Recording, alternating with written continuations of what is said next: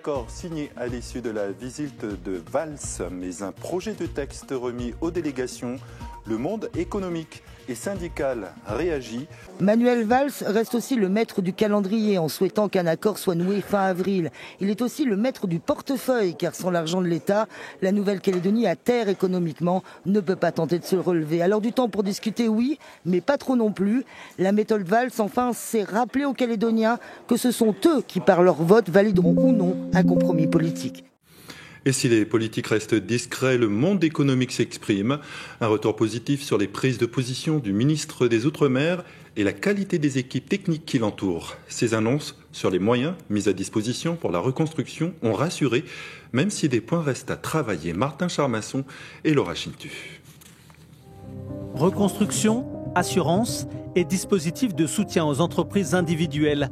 Autant de priorités pour les acteurs économiques calédoniens qu'ils ont pu exposer au ministre des Outre-mer en février dernier. Pas de nouvelles séquences à l'occasion de la deuxième visite de Manuel Valls sur le territoire en 2025, mais ses propos ont rassuré ses interlocuteurs au-delà du prêt garanti par l'État. Puis j'ai aussi annoncé la défiscalisation pour la reconstruction des bâtiments commerciaux détruits lors des émeutes. C'est-à-dire l'État joue son rôle, soutient la Calédonie. Il y a 200 millions d'euros qui sont engagés. Les projets avancent pour la reconstruction des bâtiments publics, pour faire face aux problèmes de destruction de l'éclairage public, des transports. On va aider plusieurs communes sur tout le territoire comme sur les îles. Contribuer à favoriser rapidement la reconstruction par le biais de la défiscalisation, cela est perçu comme un signe très fort par le monde économique local. Elle pourrait permettre aux chefs d'entreprise calédoniens de l'anticiper. C'est l'annonce forte du ministre d'ouvrir la défiscalisation de la reconstruction des entreprises détruites à tous les cas de figure, c'est-à-dire y compris aux propriétaires des bâtiments, ce qui veut dire qu'aujourd'hui, en 2025, la reconstruction économique peut se faire dans le cas de tous les bâtiments détruits. Une réactivité appréciée dans un contexte encore critique. Des points cependant doivent être encore travaillés.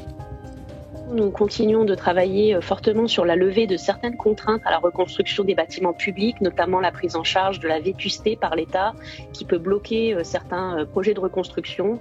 Aujourd'hui, même si le projet de loi de finances a débloqué une enveloppe assez conséquente à la reconstruction des bâtiments publics, nous n'avons pas encore suffisamment de projets qui sont concrètement lancés. On sait que aussi l'ensemble de nos différents métiers dans l'artisanat pourra aussi redémarrer. Donc on est très attentif à ce redémarrage dans le secteur de la reconstruction. En matière d'assurance, la médiation annoncée en février dernier est déjà effective. Un dispositif équivalent à une garantie émeute devrait être mis en place en 2026. Les forces économiques calédoniennes restent vigilantes sur les avancées en matière d'accompagnement des chômeurs et des petits entrepreneurs. Discrétion au sommet, mais comment c'est perçu sur le terrain? Brice Bachon et Ismaël Ouakassou sont allés tendre leur micro à Koné pour entendre ce que disent les Calédoniens au lendemain du passage du ministre. Regardez. J'attends de leur part vraiment qu'ils trouvent une bonne solution, quoi. Un accord entre eux, quoi. Parce que là, ça devient insupportable, la vie. On s'en sort plus, quoi. On voit plus le bout de la corde, à l'autre bout, on n'arrive pas à le joindre.